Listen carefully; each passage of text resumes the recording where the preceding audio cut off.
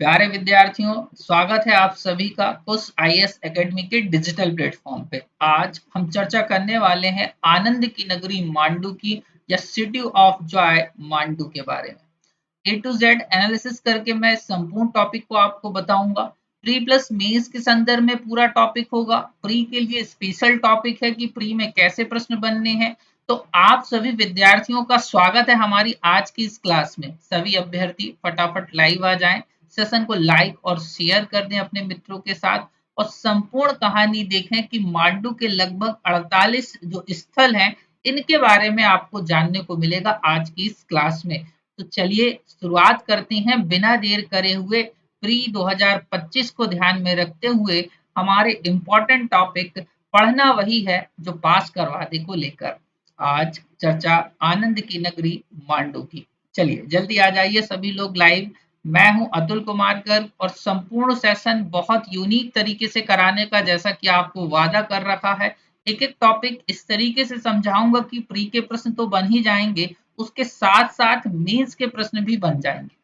चलिए सभी लोग लाइव आ जाइए। बिल्कुल। राधे राधे, जय हिंद, गुड इवनिंग। कैसे हैं आप सारे विद्यार्थी और हमारे छोटे छोटे आईएएस सभी का स्वागत है। निरंतरता बनाए रखिए प्यारे विद्यार्थियों। मैं अपनी तरफ से आपको संपूर्ण कहानी देते जा रहा हूँ, एक एक करके संपूर्ण टॉपिक बताते जा रहा हूँ। यदि आप इनको अच्छे से विधिवत तौर पे करते भी जाएंगे तो यकीन मानिए आपको बहुत ज्यादा कॉन्फिडेंस आ जाएगा आपके प्री को लेकर। इसके पहले सभी लोग आपसे चर्चाएं करेंगे, 85 की चर्चाएं करेंगे, विभिन्न विषयों की चर्चा करेंगे। मैं कहूंगा तब तक आपको मैं आधे से ज्यादा टॉपिक कवर अप करवा सका हूं। चलो जल्दी आ जाइए सभी लोग। बिल्कुल ठीक है, शुरू करें। उम्मीद कर रहा हूं आपको भी स्क्रीन पे दिख रहा होगा। देखिए आपको ये चर्चित स्थल बिल्कुल दिखते होंगे, मेरे हिसाब से आपके एग्जाम में बिल्कुल आप सुनते होंगे। इनके साथ साथ मैं चर्चा करूंगा प्री प्लस मेंस में टॉपिक कैसे करना है। स्क्रीन पर आप मांडू दुर्ग या मांडव दुर्ग का मानचित्र देख रहे होंगे बच्चों। ये जो चित्र है ना, ये मैंने नहीं बनाया है, ये एएसआई सीसी भोपाल के द्वारा, आपको समझ लो आर्कियोलॉजिकल सर्वे ऑफ इंडिया की एक शाखा है जो कि भोपाल के द्वारा मान्यता प्राप्त मैप है। इसमें यदि आप अच्छे से पूरी ईमानदारी से पढ़ रहे होंगे तो आप पाएंगे लगभग 48 प्लेसेस हैं, 48 स्थान है, दुर्ग किले या जो सब बोल दो आप, गेट इत्यादि मिलाकर 48 है। इनमें कौन कौन से हैं, जैसे देखो आलमगीर गेट, रोड फ्रॉम जो है नालछा, भांगी गेट, फिर उसके बाद दिल्ली गेट, फिर लाल कोट, फिर ऐसे इस तरीके से लगभग सब है, जिसमें बाज बहादुर, रेवा कुंड, जहाज महल, ये हम मेन पढ़ते हैं जनरली। इसके साथ साथ तो आपको एक एक टॉपिक में आराम से समझाऊंगा, ध्यान से सुनना और ध्यान से नोट डाउन करने वाले नोट डाउन करते चलना। तैयार हैं सभी आप लोग? एक बार कमेंट करके फाइनली बता दीजिए कि सर आगे बढ़ाई जाए हमारी इस क्लास को। तो मैं आगे बढ़ा रहा हूँ। सबसे पहले मैं आपके लिए एक इम्पॉर्टेंट सेक्शन भी लेके आया हूँ, यदि आपको पता हो। मैं पहले पृष्ठभूमि समझाऊंगा, वो पृष्ठभूमि समझाने के साथ साथ मैं आपको एक ऐसे कंक्लूजन पे ले जाऊंगा जिससे आपको सारे प्रश्न बनने लगेंगे। ज्यादा मैं कभी नहीं लिखाता हूँ, न ज्यादा बताता हूँ। 360 एंड सेलेक्टिव का मीनिंग ही वही है, कम पढ़िए, अच्छा पढ़िए और पास हो जाए।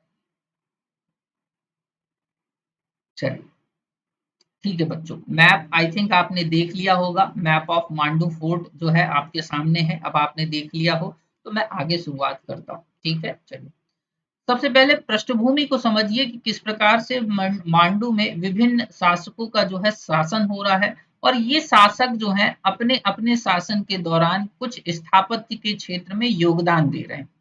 इन स्थापत्य के क्षेत्र में योगदान के कारण ही मांडू जो है आज सिटी ऑफ जॉय कहला रहा है, या आप पर्यटन के लिए जो है मांडू पहुंचते हैं, ऐसा समझिए। सर्वप्रथम आपके स्क्रीन पर दिख रहा होगा, वन बाय वन ध्यान से सुनना। यहाँ से कुछ छोटे प्रश्न आपको बनेंगे एग्जाम में, तो आपको बन जाए मैं डायरेक्ट बता रहा हूँ। सबसे पहले बात आती है मोहम्मद शाह तुगलक की। तो हो ये रहा है बच्चों की सुल्तान मोहम्मद शाह तुगलक की मृत्यु के बाद दिल्ली सल्तनत में पुनः अव्यवस्थाएं फैल जाती, किंतु दिलावर खां इसका फायदा उठाकर स्वयं को मालवा का स्वतंत्र सुल्तान घोषित कर देता है। इतनी बात समझ में आई? तो आपसे एग्जामिनर पूछ ले कि बताइए स्वतंत्र मालवा का संस्थापक कौन था, आपका आंसर हो जाना चाहिए मेरे प्यारे बच्चों। अच्छे से बता देना एग्जामिनर को कि हमारे सर ने पढ़ा दिया था, आंसर होगा दिलावर खां। और आगे चलकर ये जो टाइटल एक्सेप्ट कर रहा है, उपाधि धारण कर रहा है, वो हो रही है दिलावर खां गौरी। इस तरीके से समझ गए। अब दिलावर खां के बाद जो है आपको ये याद रखना है कि उसके पुत्र का नाम है बच्चों अल्प खां। क्या नाम है दिलावर खां के पुत्र का? नाम जो है अल्प खां। परंतु ये जो टाइटल जो है एक्सेप्ट कर रहा है, उपाधि जो धारण कर रहा है बच्चों, ये धारण कर रहा है हुसंग शाह गौरी की। अल्प खां किसका टाइटल एक्सेप्ट कर रहा है? हुसंग शाह गौरी का। इतना याद रख लोगे। तो यह जो है शासन मतलब एक तरीके से मांडू की जो है मतलब शासन संभाल रहा है। और अंततः ये क्या कर रहा है, अब मालवा की जो राजधानी है उसको धार की जगह मांडू शिफ्ट कर दे रहा है। धार को की जगह क्या कर दे रहा है? मांडू शिफ्ट कर दे रहा है। तो एक प्रश्न तो सीधा सीधा ये भी बनता हुआ दिखेगा आपको एग्जाम में कि उस शासक का नाम बताइए जिसने अपनी राजधानी धार से हटाकर मांडू कर दी थी। इतनी बात समझ में आ गई। आगे इसके बाद बात होती है कि होसंग शाह गौरी की हो रही है मृत्यु। तो उसके पश्चात जो है आप देखेंगे गजनी खां को जो है सुल्तान शाह की पदवी धारण करते हुए मालवा के शासन को संभाल रहा है। परंतु नाम याद रखिए गजनी खां। जो इंपॉर्टेंट है वो मैं आपको बता दूंगा कि किन से प्रश्न बनेंगे। जो इंपॉर्टेंट नहीं है उन पर ज्यादा फोकस भी नहीं करना, आपको चिंता नहीं करना। ठीक है ना। उसके बाद यदि हम बात करते हैं प्यारे बच्चों, तो इसका एक तरीके से महमूद खिलजी ने मोहम्मद शाह को जो है जहर देकर मार डाला। समझ गए बात को? ये जो है इसको जहर देकर जो है महमूद खिलजी अब जो है मालवा के शासन को संभाल रहा है। परंतु इस ये जो है महमूद खिलजी प्रथम है। क्या नाम है इसका? महमूद खिलजी प्रथम। इतनी बात क्लियर। महमूद खिलजी प्रथम के पश्चात महमूद खिलजी द्वितीय भी जो है मालवा के शासन को संभाल रहा है। अभी खिलजी वंश चल रहा है, थोड़ी देर के लिए ऐसे समझ लो। और महमूद खिलजी द्वितीय को पराजित कर रहा है गुजरात का शासक बहादुर शाह। कौन सा पराजित कर रहा है? गुजरात का शासक बहादुर शाह। तो तीसरा इंपॉर्टेंट फैक्टर आपका आ जाता है बहादुर शाह। यदि आपसे पूछे उस शासक का, गुजरात के उस शासक का नाम बताइए जिसने मालवा को गुजरात राज्य में मिला लिया, आपका आंसर होना चाहिए बहादुर शाह। क्या आंसर होना चाहिए? बहादुर शाह। तो ऐसे तो ये सारे इंपॉर्टेंट है और मैंने बहुत मिनिमम फैक्ट के साथ लिखे हैं, पर इनमें भी जो इंपॉर्टेंट है वो मैं आपको बता दे रहा हूँ कि प्री के रेफरेंस में एक तो ये, ठीक है ना, बहादुर शाह, दिलावर खां, होसंग शाह गौरी के बारे में बिल्कुल पूछता है। तो ये 1, 2 और 3, फिलहाल ये 3 सबसे इंपॉर्टेंट हो गए। आगे बात करते हैं।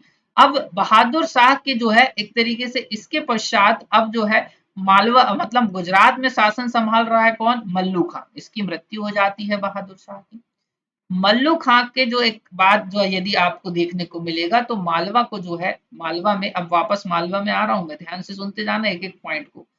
शेर शाह ने जो है सुजात मतलब शेर शाह आक्रमण कर रहा है मालवा के ऊपर, तो मालवा को जीत लेता है शेर शाह। शेर शाह अपने एक तरीके से सेनापति को समझ लीजिए सुजात खां को मालवा का शासन देकर यहाँ से विदा ले लेता है। इतनी बात याद आ गई। तो आपको अब समझ लेना है कि गद्दी किसके पास आ रही है? सुजात खां के पास आ रही है। और सुजात खां का जो पुत्र है उसका नाम है बच्चों बाज बहादुर। अब समझ में आई स्टोरी? थोड़ा सा एक बार रिकैप करेंगे अपन फटाफट, जिससे आपको सारी बातें समझ में आने लगेगी। बात आती है बाज बहादुर तक। तो देखो यहाँ से मालवा मोहम्मद शाह तुगलक से एक तरीके से आप समझ लीजिए कि इसके पश्चात दिलावर खां गौरी से मालवा में जो है शासन शुरू हो रहा है प्रॉपर। मालवा में इस शासन के शुरू होने से लेकर बाज बहादुर तक मालवा में एक तरीके से जो शासकों का क्रम है वो मैंने आपको समझाया। अब इन्हीं में इंपॉर्टेंट फैक्ट्स आपको कुछ कुछ पूछेंगे, तो वो फैक्ट्स क्या है उन पर चर्चा होती है। बाज बहादुर की लड़ाई सारंगपुर में अधम खां से हो रही है और अल्टीमेटली मालवा जो है मुगलों के अधीन चला जा रहा है। तो इस प्रक्रम में आपको जो महत्वपूर्ण फैक्ट है वो मैंने आपको बता दी। एक एक करके थोड़ा सा याद रख लेना, रिकैप करके वीडियो को या तो सुन लेना, आपको संपूर्ण कहानी कम शब्दों में समझ में आ जाएगी। बोलो हाँ। इतनी बात समझ में आ गई हो तो जल्दी से बता दो, तो फिर मैं आपको अदर इंपॉर्टेंट फैक्ट पर ले चलता हूं, जहां से प्री और मेंस के क्वेश्चन डायरेक्ट बन जाएंगे। पहला क्वेश्चन यहां से बनता हुआ यदि आपको दिख जाए तो बन जाना चाहिए। इसके पश्चात मैं कुछ और फैक्ट आपको दे रहा हूं जहां से आपको प्रश्न बिल्कुल बन जाएंगे। ठीक है, चलिए। अब बात आती है, प्रश्न बनता है बच्चों आपका, आपके स्क्रीन पे आई थिंक अब दिख रहा होगा, दिख रहा है कि नहीं? मांडू के स्थापत्य का वर्णन कीजिए। ये मेंस में प्रश्न बना है, इसी मेंस के प्रश्न को आधार बनाते हुए मैं आपको प्री के प्रश्नों को करा दे रहा हूँ। समझ गए बात को? और आपका साथ में प्री प्लस मेंस तो हो ही रहा है, मतलब मेंस तो होगा ही होगा, और मेंस के साथ आप ऐसा समझ लो प्री भी होगा। ठीक है, और इतना पर्याप्त है, आप इतना क्वेश्चन भी लिख लोगे, अपना आंसर दियाओगे एग्जाम में। तो चलिए, सबसे पहले बात आती है कि यह विंध्याचल पहाड़ियों में धार जिले के अंतर्गत आता है। तो सबसे पहले किस जिले के अंतर्गत आएगा? धार जिले के अंतर्गत आएगा, एक पॉइंट ये। दूसरा, भौगोलिक दृष्टि से यदि पूछ ले कि मांडू किसके अंतर्गत आएगा, तो आप बोलना विंध्याचल पहाड़ियों के अंतर्गत। इतना पॉइंट क्लियर है?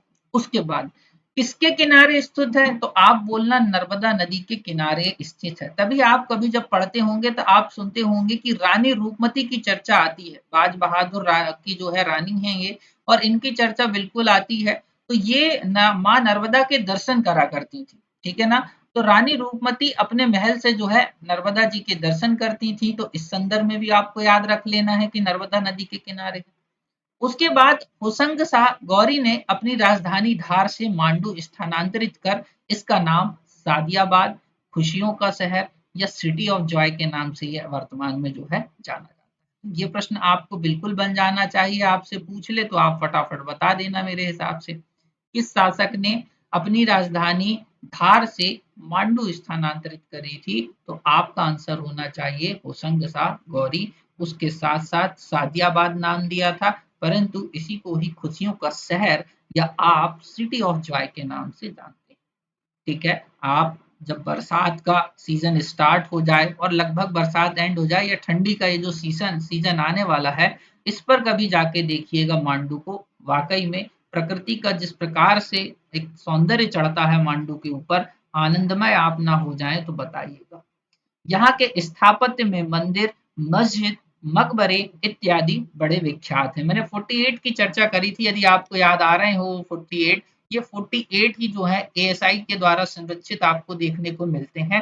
परंतु आपको ये याद रखना है कि इनमें से भी मेजर मेजर आपको एग्जाम में आते हैं। तो जामी मस्जिद की बात हो जाए, होशंग शाह के मकबरे की बात हो जाए, नीलकंठ मंदिर की बात हो जाए, ये सब आपको यहीं पर देखने को मिलेंगे, और बहुत यूनिक प्रश्न। समझे? बिल्कुल, जल्दी से बता दीजिए। चलो आगे बढ़ें। वेरी गुड बच्चों। इसके बाद आप लोगों को ध्यान में रखते हुए, आपके एग्जाम को ध्यान में रखते हुए, मैंने कुछ कोर्सेस लॉन्च करे हैं मेरे प्यारे बच्चों। ये कोर्सेस प्री प्लस मेंस के लिए हैं, ऐसा नहीं है कि हम छोटा मोटा जो है अमाउंट बता बता के बाद में पैसे आपसे ज्यादा लें, और ऐसा भी नहीं है कि हम आपकी अधूरी तैयारी करवाएं। उस आईएएस एकेडमी के डिजिटल प्लेटफॉर्म में मैंने हमेशा बोल रखा है कि आपको एक बार मैं इस तरीके से पढ़ा दूंगा कि आप उस सब्जेक्ट में कॉन्फिडेंट हो जाएंगे। ना आपको आंसर राइटिंग की चिंता करनी रहेगी, ना आपको कंटेंट की चिंता करनी रहेगी, ना आपको किसी प्रकार की बुक खरीदनी रहेगी। आपको सिर्फ कोर्स परचेज करना है और पढ़ाई करना है। पेन पेपर लेकर बढ़िया बैठ जाओ, 80 से 100 रुपए की कॉपी लगती है, इससे ज्यादा आपको नहीं लगेगा। और मैं मेहनत कर रहा हूँ, आपको सिर्फ पढ़ना है, रिवीजन करना है, पढ़ना है, रिवीजन करना है। तो कॉम्बो बैच हमने शुरू करा है, 3 सब्जेक्ट हैं इसमें, इकोनॉमिक्स, एंटरप्रेन्योरशिप और हिस्ट्री। इन सभी में आप मेरे ओरिजिनल नोट्स प्राप्त कर रहे हैं, जिन नोट्स को बनाने में आपको लगभग 4 से 5 साल लग जाएंगे, ऐसा मान के चलिए। साथ में आपको जो है मैं प्री प्लस मेंस जो है क्लासेस इसमें दे रहा हूँ। प्री की क्लास भी आप देखोगे, इंडिविजुअली काउंट करोगे ना, तो भी आपको उतनी ही कॉस्ट बैठ जाती है। जो सस्ता मिल रहा है वो जरूरी नहीं होता कि वही अच्छा हो, इस बात को याद रखना हमेशा। बाकी फिर आपका मन है, निर्णय आप लेंगे, मुझे उसमें कोई आपत्ति नहीं है, मैं आपकी सेवा में तत्पर हूँ।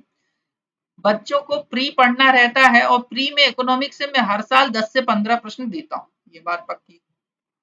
तो आपके एग्जाम को मद्देनजर रखते हुए स्पेशल प्री का कोर्स लॉन्च करा है। यदि किसी बच्चे को वाकई में ऐसा लगता है कि सर हम 1 नंबर 2 नंबर 2 क्वेश्चन 3 क्वेश्चन से बार बार रह जाते हैं, मैं कहूंगा एक बार इकोनॉमिक्स की इस पाठशाला को, आर्थिक पाठशाला को ज्वाइन करो। आपको जो है मैं एटलीस्ट 8 से 10 क्वेश्चंस दिलवा दूंगा, जिससे आपका उद्धार हो जाएगा। तो इस आधार पर एप्लीकेशन को डाउनलोड कर लीजिए। एप्लीकेशन की लिंक है, कॉम्बो कोर्स की लिंक डायरेक्ट इस पर क्लिक करके मिल जाएगी, और इकोनॉमिक्स स्पेशल की डायरेक्ट लिंक ये है, आप इसको क्लिक करके जो है हमारे कोर्सेज पे, चैनल पर, एप्लीकेशन पर पहुंच सकते हैं। ये संपूर्ण क्लासेस आपको इसकी पीडीएफ हमारे ऐप पर ही मिलती है बच्चों। कहाँ पर मिलती है? ऐप पर। ऐप को डाउनलोड करना होगा और संपूर्ण पीडीएफ प्राप्त करनी होगी। इसके लिए कारण यह है कि मैं जानता हूं कि कोई बच्चे क्या है, एक बार यदि भेज दो किसी ग्रुप में तो वही पीडीएफ पूरे संसार में सर्कुलेट हो जाती है। कोई भी शिक्षक हो, चाहे कोई भी कोचिंग के ओनर्स हो, बड़ी मेहनत करते हैं इन सारी चीजों को बनाने में। नो डाउट फ्री में भी सब कुछ मिलना चाहिए, उसमें भी कोई आपत्ति नहीं है, परंतु इस बात को सोचो कि आपके लिए भी कोई ईमानदारी से मेहनत कर रहा है, तो आपका भी एक फर्ज कुछ बनता है। बाकी आप समझदार हैं। यदि आपको, देखो इस बार याद रखना, इकोनॉमिक्स ने आपको रोका है, बहुत सारे बच्चों को रोका है जिन बच्चे प्री के बाद मेंस लिखने गए थे। तो मैं आपको इंडियन इकोनॉमी के साथ साथ एमपी की इकोनॉमी, इंडियन प्लस एमपी, समझ गए बात को, इन दोनों की इकोनॉमी बाइलिंगुअल पढ़ा रहा हूं। उसके साथ साथ प्री की क्लासेस तो हैं ही। तो इस कोर्स में यदि आप ज्वाइन करते हैं तो आप केवल एमपी जो इकोनॉमी जो है वो पढ़ पाएंगे, मतलब एमपी की इकोनॉमी, इंडिया की इकोनॉमी और प्री की क्लासेस फ्री आपको बाइलिंगुअल मिल जाएंगी। यदि किन्हीं बच्चों को सिर्फ उद्यमिता की क्लासेस अटेंड करनी है तो मैं कहूंगा उद्यमिता की क्लासेस भी हमारे एप्लीकेशन पर बाइलिंगुअल है। बहुत यूनिक डेटा है, चिंता नहीं करना है। अभी मैंने यूनिट 1 ही पढ़ाई थी बच्चों, और यूनिट 1 से ही 5 क्वेश्चन दे दिए थे, एज इट इज आपको छाप के दिए थे, और बच्चों ने आंसर भी करके आए हैं। और डाउट हो रहा हो तो इसी चैनल की यूट्यूब क्लासेस में विद प्रूफ सारा डेटा पड़ा है, चाहो तो चेक कर लो। तो उम्मीद कर रहा हूं आप समझने में, विवेकपूर्ण निर्णय लेने में सक्षम होंगे। अन्यथा भंडारे तो चल ही रहे हैं, और भंडारे में भोजन करने के लिए किसी को मनाही नहीं होती। चलिए आगे बढ़ते हैं। सपोज दैट ये क्वेश्चन आपका मेंस में आ गया, तो कैसे लिख के आओगे? तो देखो इंट्रो वाला पोर्शन मैंने आपको दे दिया, क्योंकि आपको पता होगा कि मेंस वाले पोर्शन में आपके पास लिमिटेड स्पेस होता है। तो एक आधा पेज मिलेगा इस प्रश्न के लिए, लगभग कितना पेज मिलेगा? आधा पेज। इस तरीके से आधा पेज मिलने वाला है।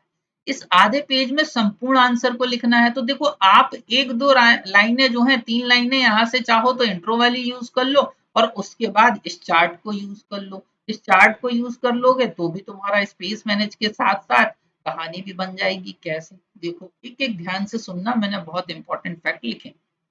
सबसे पहले चर्चा हो जाती है बच्चों अशरफी महल की। किसकी चर्चा हो जाती है? अशरफी महल की। आप बताना होशंग शाह गौरी के शासनकाल में इसका निर्माण प्रारंभ हुआ, और अंततः जो है महमूद खिलजी प्रथम के शासनकाल में इसका जो है निर्माण पूर्ण रूपेण हो जाता है। तो इस तरीके से अशरफी महल कहाँ है, एक क्वेश्चन बना भी आई थिंक मीन्स में, तो आपको पता होना चाहिए अशरफी महल कहाँ पर है, मांडू में स्थित है।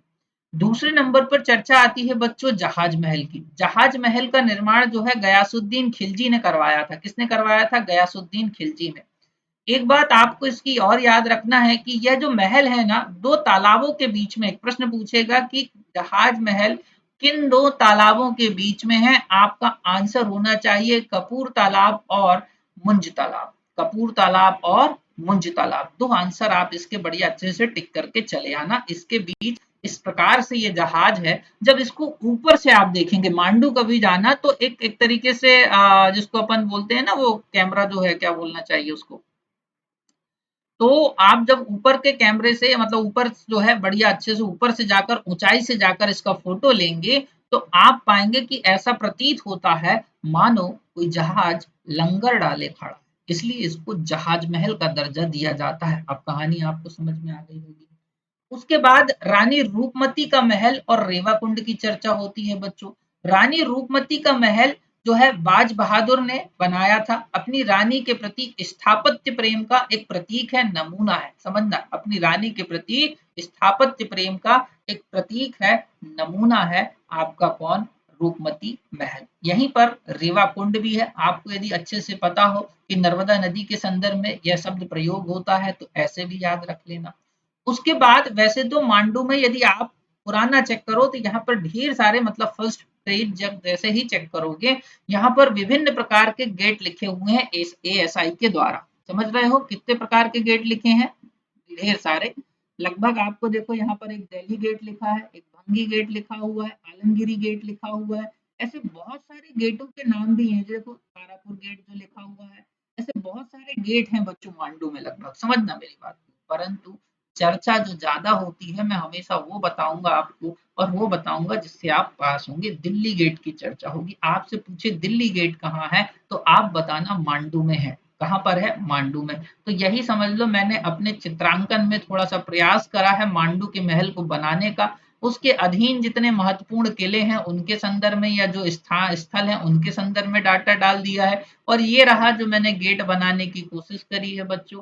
थोड़ा सा अपना प्रयास मैंने अपने दिमाग से कर लिया है। आप और अच्छी ड्राइंग या पेंटिंग बना सकते हैं, इतना मैं जानता हूँ। सब बच्चे कर सकते हैं, कुछ लोग बड़े क्रिएटिव होते हैं। मैं जितना क्रिएटिव हूँ मैंने अपनी तरफ से तो बना दिया। दिल्ली दरवाजे की बात होती है इस तरीके से, समझ गए बात को। उसके बाद चौथे नंबर पर आता है हिंडोला महल। हिंडोला का अर्थ होता है झूलता हुआ। ठीक है, एक तरीके से इसको होशंग शाह जब अपना दरबार हाल लगाता था तो इसलिए इसको दरबार हाल के नाम से भी जाना जाता था। परंतु इसका निर्माण आपसे पूछे एग्जाम में तो बता देना महमूद खिलजी ने करवाया। किसने करवाया था? महमूद खिलजी ने। कर लोगे कि नहीं? उसके बाद बहुचर्चित आता है होशंग शाह का मकबरा बच्चों। बहुत इंपॉर्टेंट है, प्री के संदर्भ में आप समझ लो कि आपको बिल्कुल 100% रट के जाना रहेगा इसको, कि होशंग शाह, जो होशंग शाह का मकबरा है इसका निर्माण किसने करवाया था?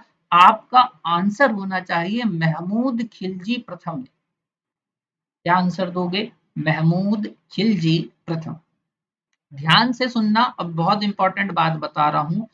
पर्शियन कला का नमूना है। आपसे पूछे किस कला का नमूना है, आप बताएंगे पर्शियन कला का नमूना है। उसके साथ साथ संभवतः भारत में संगमरमर का पहला प्रयोग इस मकबरे पर हो रहा है। ध्यान से सुन रहे हो कि नहीं? संभवतः भारत में संगमरमर या पूर्णतः संगमरमर का बना पहला मकबरा यही है, होशंग शाह का मकबरा। समझ गए बात को? ताजमहल का पूर्ववर्ती माना जाता है।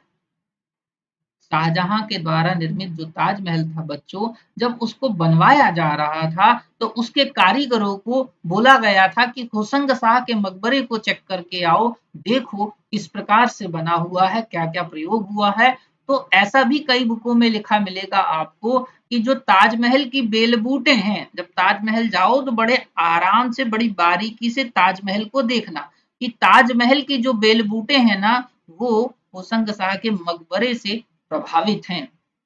क्या है? प्रभावित हैं। इसी के कारण एक क्वेश्चन और बना है एक बार कि ताजमहल का पूर्ववर्ती किसे माना जाता है? सुन पा रहे हो? ताजमहल का पूर्ववर्ती किसे माना जाता है? तो आपका आंसर होना चाहिए होशंग शाह के मकबरे को, ताजमहल का पूर्ववर्ती। और ताजमहल का अग्रवर्ती किसे कहा जाता है? फटाफट आंसर दे दो, मैं कहूंगा तुम्हारी तैयारी अच्छी है, और नहीं तो तुम्हें अभी और मुझसे पढ़ने की जरूरत तो है। ताजमहल का अग्रवर्ती किस एक तरीके से मकबरे को या जिसको भी आप कहें कहा जाता है? जल्दी से बता दीजिए, कमेंट बॉक्स में फटाफट आंसर दो, देखूं तो कितनी तैयारी करते हो, कितना जल्दी बताओ, कितनी तैयारी करते हो।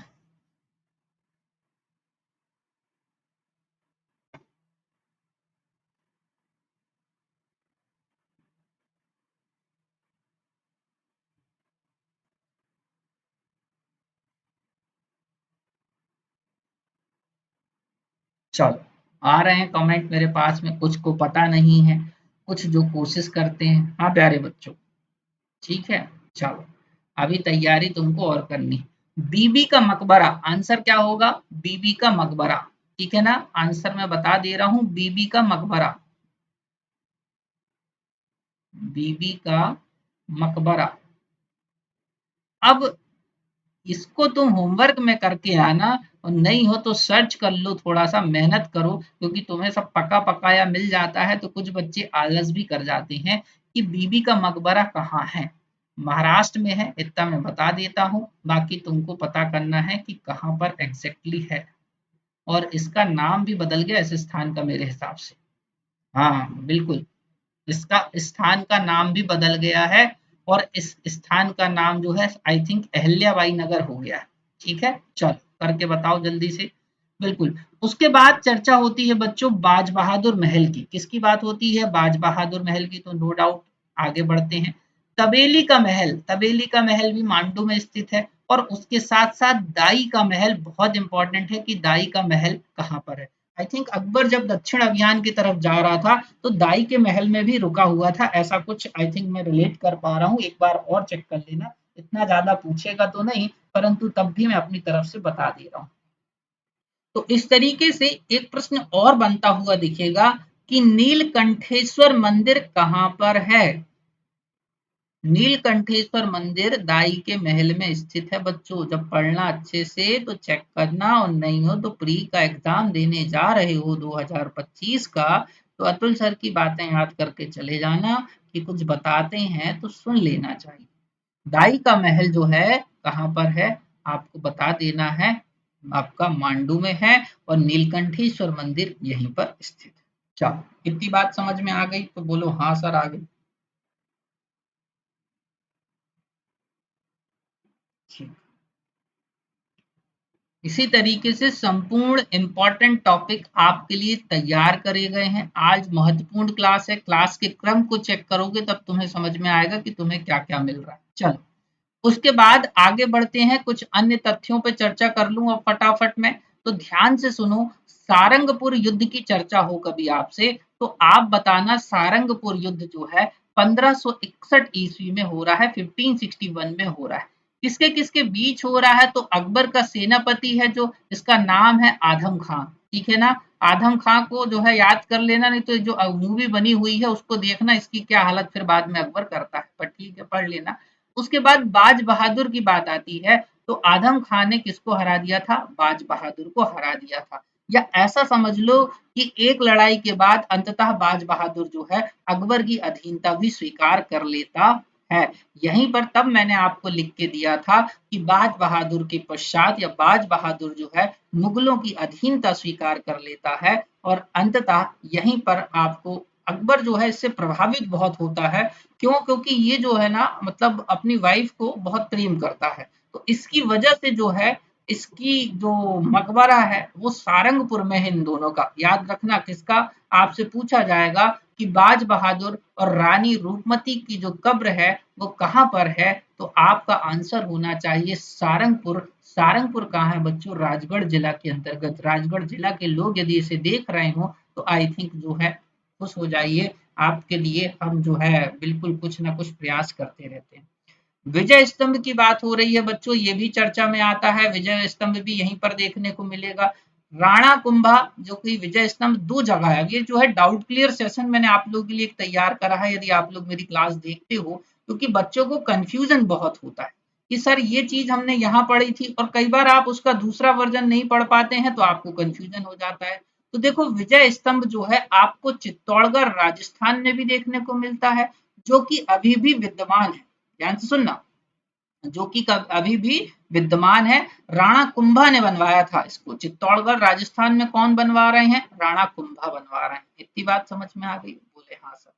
जबकि महमूद खिलजी प्रथम मांडू में बनवा रहा है। तो यदि आपसे पूछे कि मांडू में विजय स्तंभ का निर्माण किसने करवाया, तो आप आंसर दे देना किसने? महमूद खिलजी प्रथम ने। हालांकि मैं आपको एक बात बता दूं कि जितना मैंने पढ़ा है उसके अनुसार अब यह ध्वस्त हो चुका है, मतलब यह अब आपको प्रॉपर अपनी उचित अवस्था में दिखाई नहीं देगा। परंतु राणा कुंभा द्वारा निर्मित चित्तौड़गढ़ में जो है आपका जो है विजय स्तंभ, ये आपको देखने को मिल जाएगा।